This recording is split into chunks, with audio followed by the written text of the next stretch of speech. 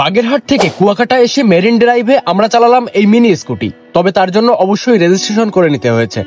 Kuakata C বিচের পাশে 4টি স্কুটি নিয়ে বসেছিল এই ভাই। সেখানে গিয়ে আমরা স্কুটি প্রতি 150 টাকা হিসেবে 600 টাকা আর এনআইডি কার্ড দিয়ে রেজিস্ট্রেশন করলাম 4টি স্কুটি। তারপর ফাইনালি আমরা স্কুটির চাবি হাতে পেয়ে গেলাম এবং আমরা সমুদ্রের পাশের রাস্তা ধরে মনের আনন্দে স্কুটি চালাচ্ছিলাম। আপনি কখনো এই স্কুটি চালিয়েছেন কিনা কমেন্টে জানাবেন। জীবনে প্রথমবারের মতো এই মিনি স্কুটি চালাচ্ছি, তাও আবার কুয়াকাটা সমুদ্র সৈকতের পাশের এই সুন্দর রাস্তায়। প্রথমে মনে করেছিলাম চালাতে পারবো না, তবে পরে দেখলাম একদম সোজা। আপনি যদি সাইকেল চালাতে পারেন তাহলে অবশ্যই এটাও চালাতে পারবেন। কুয়াকাটা 0 পয়েন্ট থেকে আশেপাশে আমরা প্রায় 5 কিলোমিটার মতো ঘুরছিলাম। আমাদের সিরিয়াল দুপুরবেলা ছিল বলে রোদের মধ্যে একটু খারাপ লাগছিল। তারপর আমরা একটি বট গাছের ছায়ায় সুন্দর একটি জায়গায় গিয়ে কিছু ফটোশুট করলাম। তারপর চলে আসলাম সমুদ্রের পাড়ে, সেখানে এসেও সমুদ্রের সাথে ফটোশুট করলাম। এদিকে সময়ও প্রায় শেষ, কারণ আমাদের সময় ছিল 1 ঘন্টা।